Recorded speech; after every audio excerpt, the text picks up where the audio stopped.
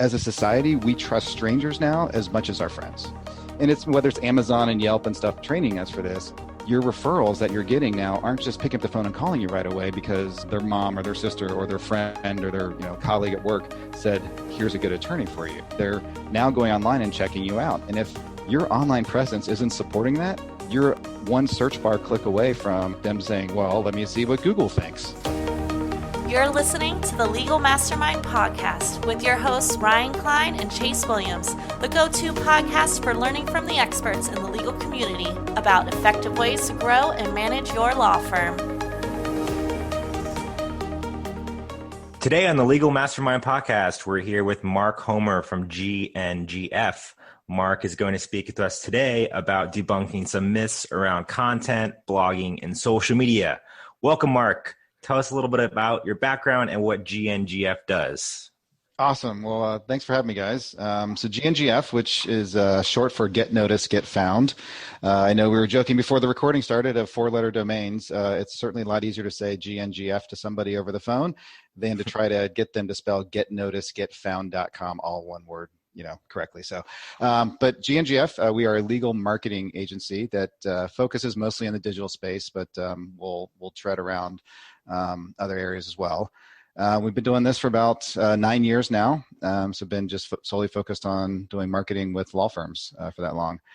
We kind of got into the market, realized that their lawyers had special rules, and looked for a book for it. And the most recent book, I think at the time in 2011, was like 4 years old and was talking about like MySpace and the internet in terms of AOL and dial-up. So we decided to write a book that did pretty well early on, and got invited to speak a lot of places, and that just kind of turned into suddenly having a whole bunch of lawyer clients. So we kind of fell in love with the legal industry, and here we are, like 9 years later, with the 5th edition of our book, Online Law Practice Strategies, still getting us to out there and speak at a lot of events and having fun meeting a lot of people along the way. What are some of your favorite events that you've spoken at? Oh gosh. So I think, coming up here in October, Clio's event is always a great a legal event. I feel like they do a good job of kind of like pulling in, like, where are things going to be in 20 years and dialing all the way back to, like, if you have a problem about how to, tweak something on your practice management Excel, export. So they can run the gamut. They do more than just practice management in their conference. It's, from marketing to running a business to hiring to culture. And like I said, even some of the visionary stuff of, like where AI is taking things in 10 years and stuff. So that's a fun conference to go to. And it just, there's a wide group of people there. So I enjoy that one. AVA was great. Lawyer-nomics for a while. They stopped that conference, I think, this last year. So, which is a bummer. And yeah, we love that conference. We went there a couple times. Yeah. So been friends with those guys for many years. So great conference. And then then I think they start getting into a practice area specific. If I was gonna continue going on, ABA Small Solo for the right audience is a really good show as well. I've been one in like Austin, Cincinnati, and Chicago has some things too. So and I would honestly say that Tech Show is kind of coming around. It was something that the ABA Tech Show felt like it got flat for a little bit, but the last few years have really turned around. I think the Startup Alley was really neat and kind of getting a lot of newer ideas and stuff going on versus it just being rehashed the same stuff. So that's been neat to see up there in Chicago. Yeah, you won't have to repeat it because I'm just going to amplify it. But that's fine. Yeah, I was making sure I wasn't using my internal mic and was using my headset. No, it does sound good. Okay, cool. But yeah, going back to those conferences, Lawyer-nomics is fun. Yeah, Chase and I went a few years ago, met up with a couple of clients and some other people we know in the industry, and they did a flash mob. Yeah. You remember that? Yeah, totally. We're just like, this is why this conference is so expensive. And then also, Clio is great because I love when these companies kind of go beyond what they're just doing, which is, I think, just case management software, and creating a brand and being kind of a reputable source of other things that don't have to do all the time with case management. Yeah, so, and they just got, $250 million in funding, so maybe it'll be a better party this year. We'll know. Oh, wow, yeah. All that will just go to shrimp cocktail. We're in a very similar space. I'm sure that we can talk about all sorts of things that complement, our areas of expertise and knowledge. But there are a couple of things that we discussed prior to starting the podcast that I definitely would like you to elaborate on. And one of those first things that definitely stood out was mentioning protecting referrals with a strong online presence. And that kind of struck me as something unique, and I'd love for you to elaborate on that. Yeah, so this is something we added in the last edition of our book. We kind of restructured it and put a whole first section about protecting your referrals. Like you said, it's gotten a lot of attention because it's just something I think people didn't really think about before. We did some studies, years ago, and so we know that referrals still drive a significant amount of traffic for new clients for a law firm, right? So there's still, referrals, word of mouth, that kind of stuff tends to be, for many law firms, the majority of their new business, right?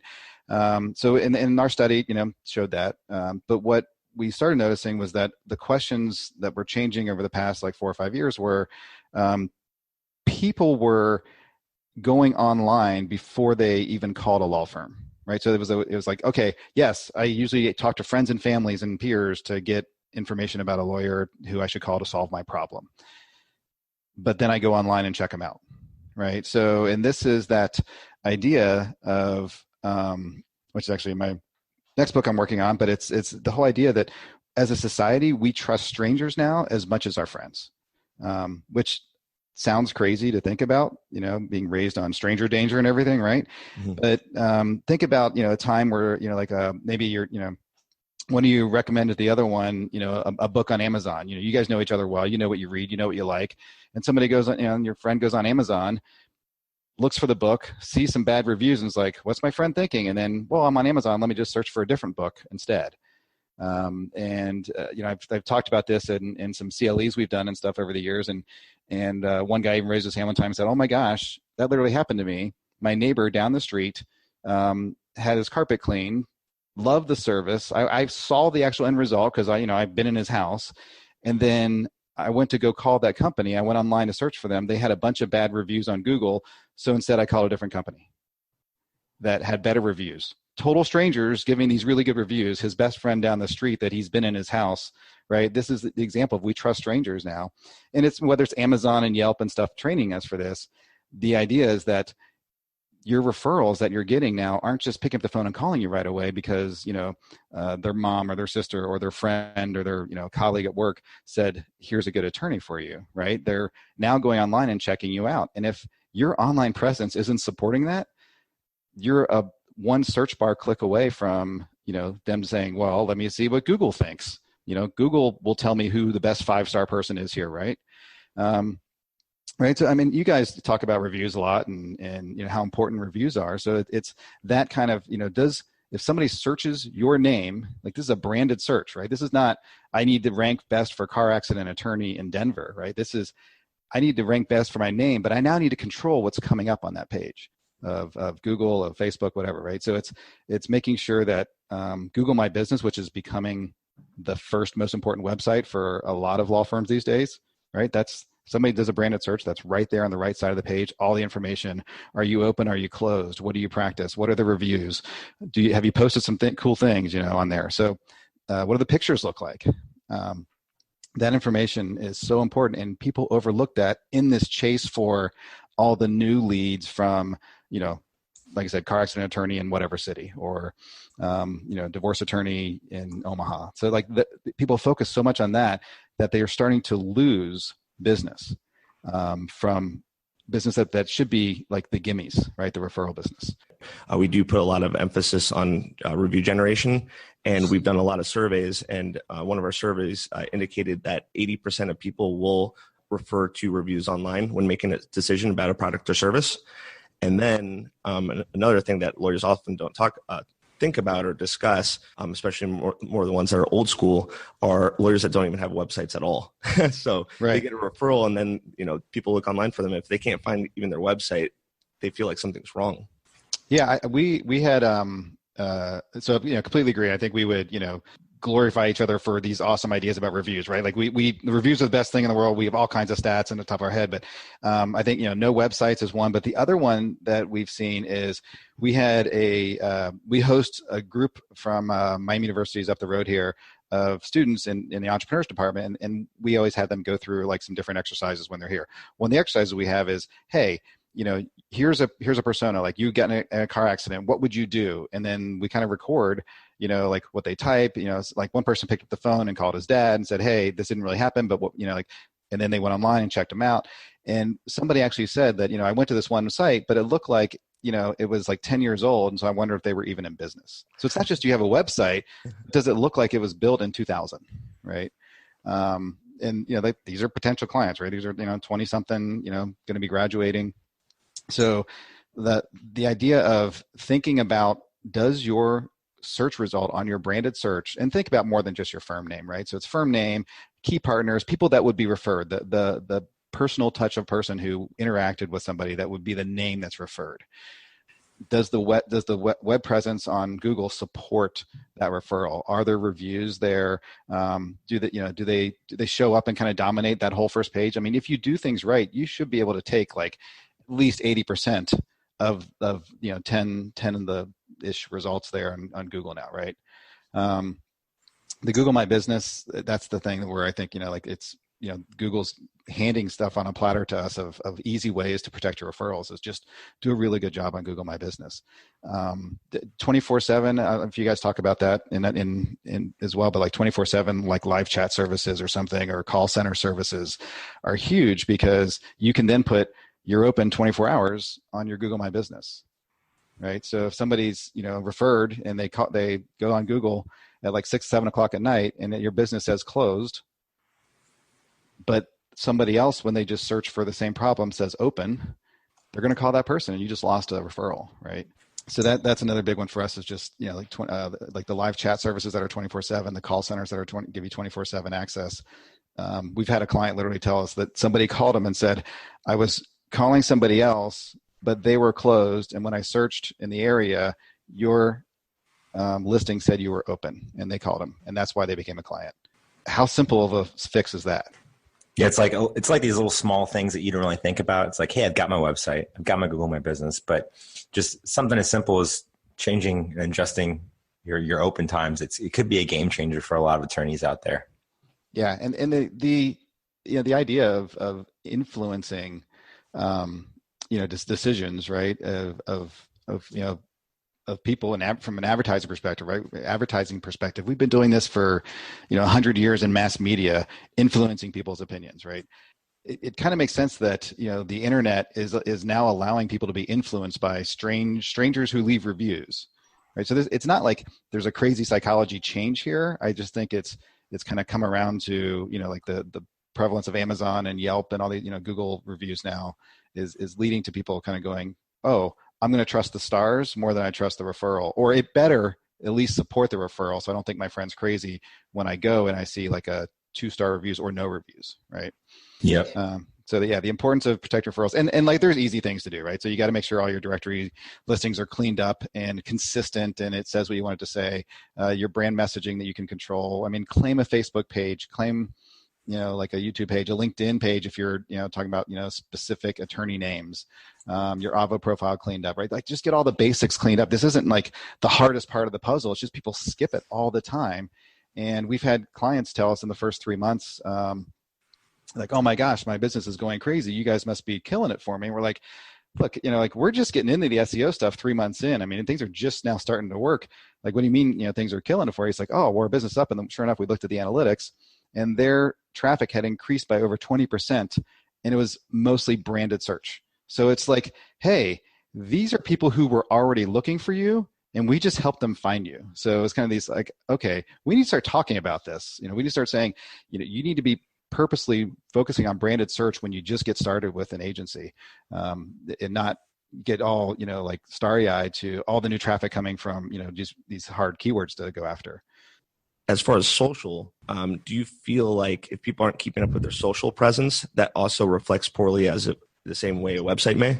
So I think social is a little different than website, right? So website to me is the brochure you create and hand out, right? So like, again, like thinking how you would do things 10 to 15 years ago.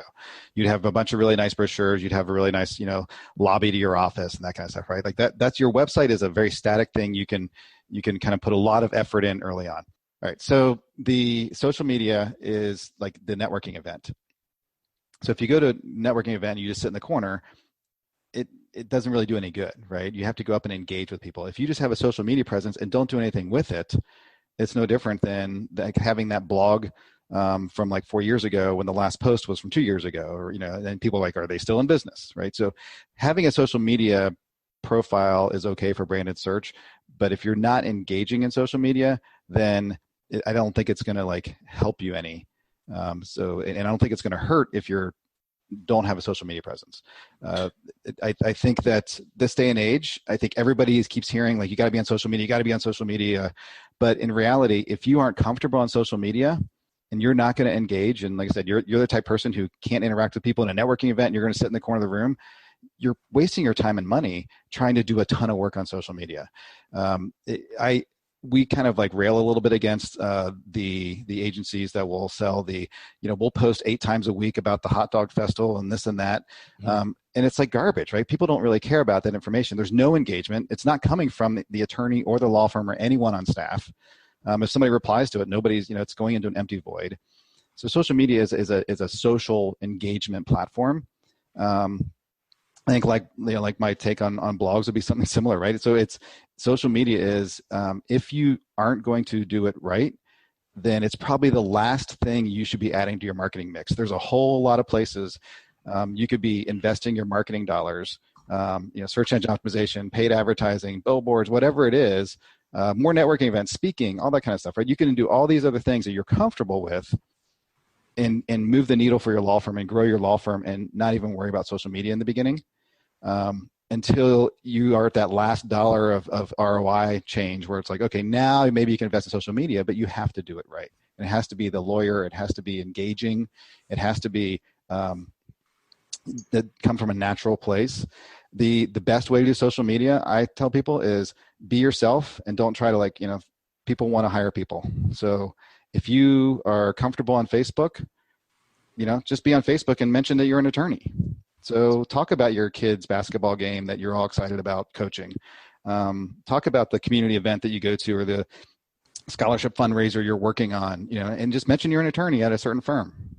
That like the people to people thing is the way better way to use social media. So if you're comfortable on Facebook, if you're comfortable on Instagram, wherever it is that maybe it's LinkedIn, right? If you're somebody who's like, I like to kind of have my social media be more businessy, then that's a great place. Use LinkedIn. If that's where you're comfortable, post an article up there. Engage, comment on other people's articles. Fine. But do it from a place of things you care about, not I'm trying to get an SEO value from my social work robot kind of voice, right? Oh, definitely. I mean, we're on the same page with you there. It's really not, social is not the low-hanging fruit that a lot of people should be focusing on when they're launching a campaign. So we're definitely on the same page there. Yeah. So social is to me a brand play at first, not a lead gen play. So if you're hiring an agency because you want to grow your business with leads, that's not where you start. If you're working with an agency because you're saying, okay, over the next 5 to 10 years, I want to look like this as a law firm. I want to grow. I want to add like 5 or 10 attorneys. We want to be this in our city. Then that could be a important components of brand play. Make sure that they know about us as we're growing. But yeah, I think it's getting billed as you have to be on social, and that's going to drive all these leads into your gate. Now, if you do it right, you can get leads from social. I mean, it's not like we've got somebody I was talking to who's been engaging on Facebook and doing it in a natural way, right? He doesn't just sit there and say, I'm an attorney, if you get a DUI, call me or whatever. It's like some personal mixed in with the business. But he actually, because he's been doing it long enough now, people know he's an attorney in that city. People are connected with him, and they will find his Facebook page, and he gets leads via Facebook Messenger, right? So I mean, you can get leads, but it's not his predominant lead source. But he's been doing it enough time, and he's been consistent in being himself, and that's why he's now generating leads off of social. But it took a while to get there. I think establishing yourself as the expert and then answering questions that people may have via social media, I think there's a lot of success to be found approaching it from that angle. Have you seen any other creative ways that, using social media that lawyers have utilized it, like Twitter, Facebook, Snapchat? Yeah, absolutely. Yeah. I think so. Some really good ones are, I think, if you've ever seen Mitch Jackson speak about his stuff. So Mitch Jackson, he actually created a book on social media for like service businesses recently, all built on essentially like what he just started doing on his own, which was picking up his phone, doing videos, getting on Twitter, talking about topics he's passionate about, which is, he loves practicing law. He loves the area he's in. And he talks about it and gets involved in discussions and gets involved in debates about it. And that led to people saying, oh, this guy talks about this a lot. If we're news media and now we need somebody to talk about it, let's call Mitch. The one other area I always talk about when it comes to social to take advantage of as a law firm is community outreach stuff. So there's a lot of people that do, like bike helmet giveaways or scholarships, other certain, charitable things in their community, right? A lot of law firms do this, and they do it because they're passionate about that topic. Great. Well, take that passion and put it out there on social media, raise awareness of it. Sometimes you'll have somebody talk about stuff on social media, and the actual news media gives them a call because they always need new segments, and the news media is using Twitter and Instagram and Facebook to find stories all the time. So putting your stuff out there that you're doing that the community and the news media at large will be interested in is a great way, and it's a freebie, right? I mean, you're already doing the program, you're already doing a scholarship, so put it on social media. When the winner comes in, like do a little Instagram live video with them receiving pay an extra $100 for that big check, right? And have them come in and give them like the really big check and do an Instagram live video. Going back down to Morris, like they did a ticket giveaway for Alabama football game. And if you're from Alabama, that's a really big deal. So they love Alabama football. And they had like thousands of people submit. And so he's like, well, we have all these things. And they decided well, how do we take advantage of this with, how do we plus it up with social media? How do we plus it up on our website? So they did a Facebook Live. They went on Amazon and ordered one of those like big tumbler things like you would see for the lottery, put all the names in there, did the tumbler, and talked a little bit about, their firm and being in Huntsville and Alabama football and stuff. And they had for a law firm, you had 500 to 600 people tuning in live, doing nothing but saying, you guys are awesome. I hope I win. Go Bama, roll tide, all this kind of stuff. The stream this is a law firm, right? Like they're getting like a stream. I mean, it was crazy. So I know one last thing we wanted to talk about, Mark, was content, more traditionally with blogs and optimizing the content on your website. What are some myths that you'd like to debunk regarding blogging and content? Yeah, so I think the biggest myth around content right now that we're out there trying to debunk is that all law firms need a blog. I think that a lot of law firms, just like, not all law firms have to be on social media right away. Not all law firms have to be blogging if the reason they think they need to be blogging is for like SEO reasons, right? There's our opinion and our data now shows there's a lot better ways to put content on your website that's probably more relevant to your brand, better for conversion, better for search. And again, that brand piece is important. Like this is content on your website that's representing you as a firm and you as a lawyer, right? So there's better content you can put on your website, invest in, than just blog content that, oh, I have to have a blog, so now I need 500, 600, 1,000 words, whatever like the last person said, to me. So I need to like that much blog. I need to do it like once or twice a week. And you end up with kind of stuff that's like feels very regurgitated and robot-like. Or you sign up for a service where it's like, well, you're going to get 8 blogs a month, and it's like 500 words about like the local festival here, and then yet another way to talk about an accident that happened on I-5 in whatever city, right? Like these blogs just like they're not a great representation for the brand. And there are great examples of really good lawyer blogs. So I'm not saying blogging's bad. What I'm saying is that not all law firms have to blog because they think they were told that they have to blog. There's a better use of time for many, many law firms that don't really have the reasons to blog. And the reasons to blog are you're passionate about a topic, similar to social media. You want to have a comment or a platform to talk about this topic you're passionate about. So I want to ask one question about that. If a law firm is deferring their content, passion is so important. Kind of how does a relationship work between the law firm and the agency? to ensure that that passion genuinely comes out in the content. Yeah, absolutely. I mean, I think that is often comes to be one of the biggest challenges for many agencies as they scale, and I think many law firms as they start giving more and more to an agency.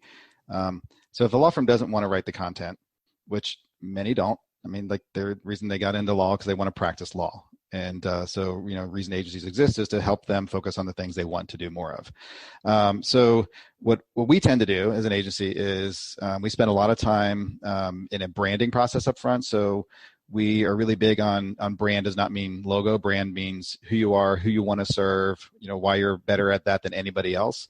So it's really, truly understanding the exact target market you want. And I'll give an example. We have, instead of like a client saying, I'm a divorce attorney, so my target market is anybody who wants a divorce. It's a little broad. So you're going to sound like a lot of other websites, right? Well, we found this one attorney who, we worked with them and said, okay, what's like the favorite cases you've been doing? What cases do you dread doing? What, and really kind of work on like, what are you for? What are you against? Like these kind of things. And honed in on, they end up realizing that, what they love? They loved working on divorce cases where it was a female who was an executive, who was, therefore, had like a decent amount of higher income.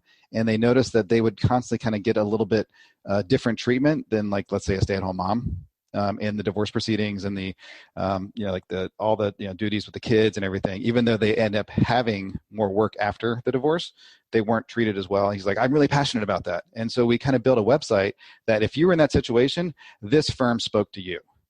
And you were probably going to get that call from that particular target market, and this is the person he wanted to work with, right? So, we were able to kind of like really bring that specific message into the website. So that branding process is one. The other thing we'll tend to do is we like to do a lot of, like we mentioned this earlier, frequently asked question work. I think, I'm sure you guys do stuff like that too, right? It's like frequently asked questions are an easy way to get some great content in the best voice from the attorney. If you're a lawyer, you're answering questions all day from actual clients, prospective clients, other staff members, right? So you're answering the same questions all the time. Take these questions, we record them with the lawyer actually, giving us the answer, and then we'll actually kind of almost like interview style, kind of like push a little bit more and say, well, like, tell me more about that. So I'm confused. What does that mean? And we get, their voice, and then we're able to take that and our writers can then use that and kind of bring their voice and their opinion of that. Because 3 different lawyers are going to answer the exact question 3 different ways, right? So it's like the way that our client wants to answer it, because they want to attract, like the people who want that type of answer.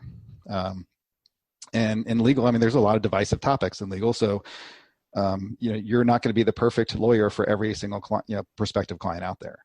So that's how we kind of keep the passion of the lawyer's voice into the content. We also make our clients, we make them approve every piece of content. Awesome, Mark. That's really great feedback for our listeners. I think that's about all the time we have today. What's the best way for our listeners to reach out if they want to connect with you? Yeah, well, there's 2 ways. One, we did add for you guys for hosting us, we have a discount code for our book. So if people go to gnGF.com/book, the discount code is Mastermind. So if you put Mastermind, you get 50% off of our book. We'll get that in your hands. Like I said, it's our 5th edition, chock full of a lot of stuff we talked about here, and it goes into more detail. And then we're at GNGF.com, and we're also on Twitter at GNGFound. And we have a Facebook Live on Facebook.com/GNGFound. Awesome. And one last question. I know you brew your own craft beer. Have you brewed your own GNGF brew yet? I've not made a GNGF labeled brew yet, but it's definitely on the list.